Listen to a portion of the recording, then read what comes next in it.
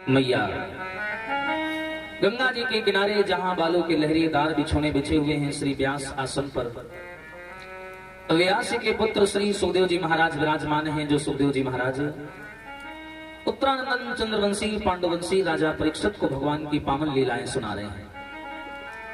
और लीलाएं सुनाते हुए उत्तर दिया है, हे राजन, अच्छा बीच बीच में क्या होता है कि महाराज परीक्षित जो है मुख्य यजमान बार बार मुड़कर के अपने महलों की ओर देखते हैं, घर की ओर देखते हैं। उस हस्तिनापुर के महलों पर लहराती हुई ध्वजा पताका को देखते हैं और विचार करते हैं कि मुझे 7 दिन में जो मरने का श्राप लगा है, क्या होगा मेरे मर जाने के बाद मेरी पत्नी का, क्या होगा मेरे जाने के बाद मेरे पुत्र जन्मेजय का, क्या होगा मेरे जाने के बाद मेरी प्रजा का, मेरी जनता का, मेरे शुभ चिंतकों का। ये चिंता है इनके दिल में। और प्यारे समाज के लोगों, ये चिंता जो होती है ना, ये उस धीमे जहर के समान है जो मानव को तिल तिल करके मारती रहती है। ये चिंता बुरी चिता से है जो नर को निर्जीव बनाती है, मुर्दे को चिता जलाती है, चिंता जीवित को खाती है। ऐसी है चिंता। तो गुरु जी सामने बैठे हैं, सुखदेव जी समझाते हैं, राजन चिंता करते क्यों हो? अरे भाई चिंता क्यों करें? चिंता नहीं करनी चाहिए मनुष्य को। क्यों? क्योंकि चिंता करने से मानव की समस्याओं का आकार दोगुना हो जाता है, समाधान नहीं मिलता और बढ़ जाती है। अच्छा चिंता करें क्यों? अरे चिंता करे भलाई हमारी और इस माया जंजाल की, चिंता करे भलाई हमारी इस माया जंजाल की। बलिहारी बलिहारी बोलो, बलिहारी नंदलाल, अरे बलिहारी बलिहारी बोलो, बलिहारी नंदलाल।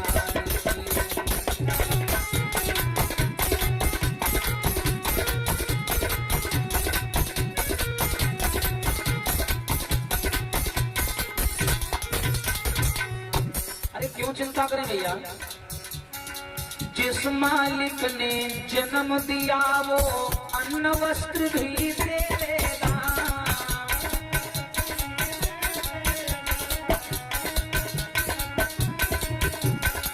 मामा, जिस मालिक ने जन्म दिया वो अन्न वस्त्र भी दे देगा।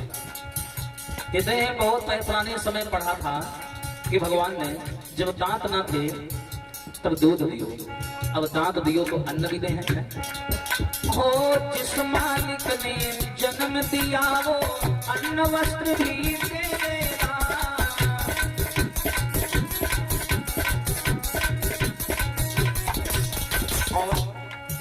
और रहने को एक छत देवेगा और एक खबर हमारी लेगा।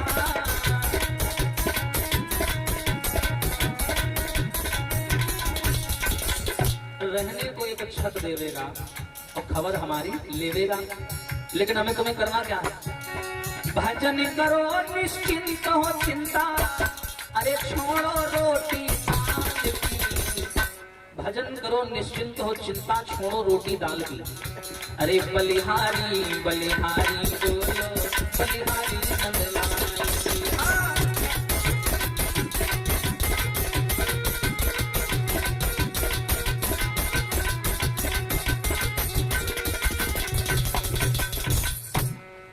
मानव को चिंता और अभिमान तो करने नहीं चाहिए। अच्छा शरीर का अभिमान करें क्यों? देखा होगा बहुत से लोगों को अपने शरीर पर भी अभिमान होता है, लेकिन वस्तुतः मूल्यता अगर देखा जाए तो शरीर में हमारे आपके अभिमान करने वाली कोई चीजें नहीं है। काहे का अभिमान करें? शरीर का कोई ऐसा अंग नहीं है जहां मल मवाद और गंदगी ना हो। देखा होगा बहुत से लोगों को कहते सुनते हैं कि देखो फलाने की नाक बड़ी सुंदर है, कहते ना, कहते नाक बड़ी सुंदर है। तो मान के चलो बत्ते नाक निकल पड़े तो हाँ दिमाग लगाओ, अगर उतने टाइम 250 ग्राम निकल पड़े खीर जैसे, तो क्या तुम कहोगे कि नाक सुंदर है? नहीं कहोगे, यही कहोगे यार जाओ गंदगी फैला पहुंच के आओ। बहुत से लोग ऐसे होते हैं, कहते हैं देखो फलाने की आंख बड़ी सुंदर है, हैं, कितनी प्यारी प्यारी आंखें, मन करता है डूब जाए। मतलब आंखें कोई डूबने वाली चीज है?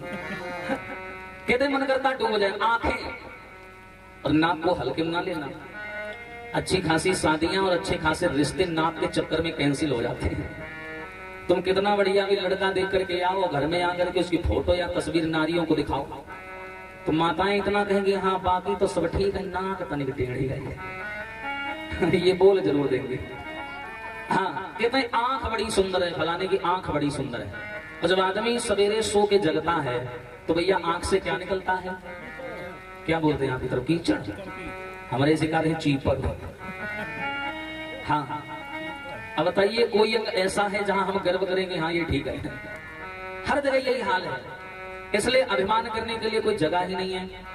ये मानते हैं कि भगवान ने बड़ा सुंदर शरीर बनाया और हमें इस मानव शरीर का सम्मान करना चाहिए। दुनिया भर की बुरी व्यसन चीजों से शरीर को दूर रखना चाहिए, सात्विक बना करके अपने जीवन को जीना चाहिए। 3 गुण होते हैं और 3 गुणों से ही मानव शरीर बना है, 5 तत्वों से बना है। कौन कौन 5 तत्व हैं? अरे क्षिति जल पावक गगन समीरा, अरे क्षिति जल पावक गगन समीरा, और पंच तत्व मिली बना शरीरा।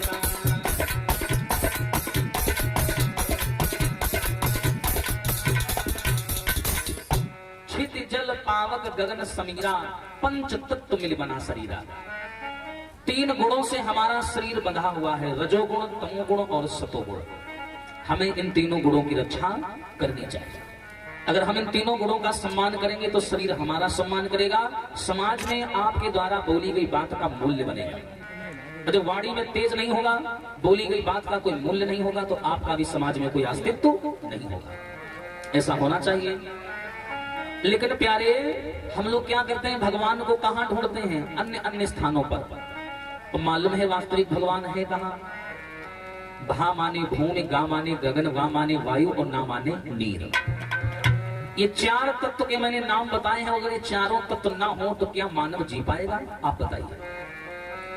भा माने भूमि, गा माने गगन, वा माने वायु, ना माने नीर, ये 4 शब्दों की श्रृंखला को मिलाकर के भगवान शब्द का निर्माण होता है। अब इनमें से कोई भी एक चीज कम हो जाए, पानी कम हो जाए या हवा कम हो जाए, तो क्या यह मानव जी पाएगा? नहीं जी पाएगा। यही तो भगवान है। और हमें गर्व है अपनी सनातन संस्कृति पर कि हमारे धर्म में, हिंदू धर्म में ये प्रथा है कि हम लोग इन 4 चीजों की पूजा करते हैं ना?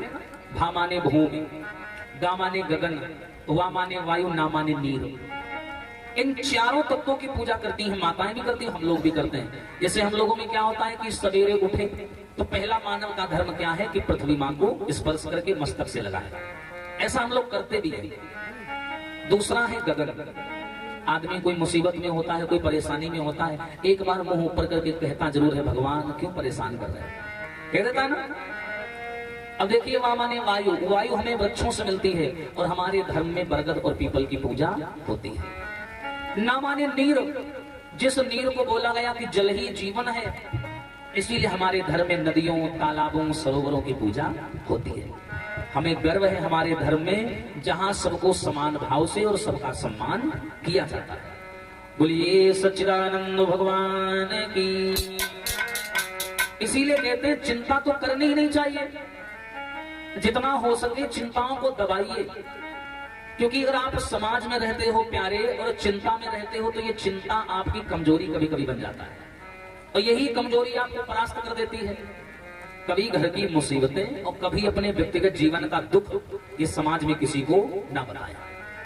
आपके घर में कोई दिक्कत हो गई, ठीक है, कोई बात नहीं, अपने तक रखें, लेकिन उसका प्रदर्शन ना करें।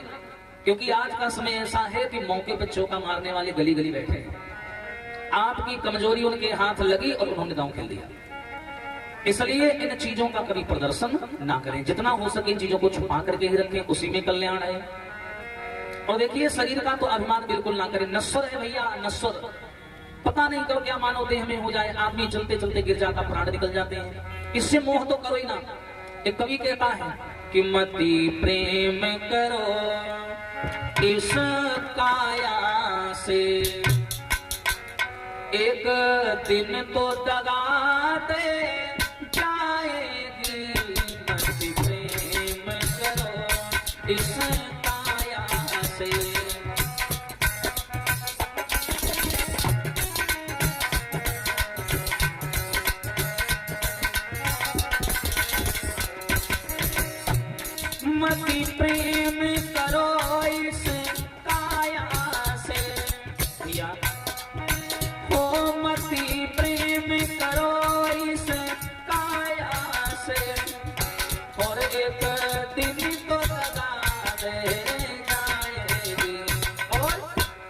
सब रिश्ते नाते टूटेंगे, सब रिश्ते नाते टूटेंगे, और एक दिन ये बहुत तड़पाएगी प्रेम को इस माया से।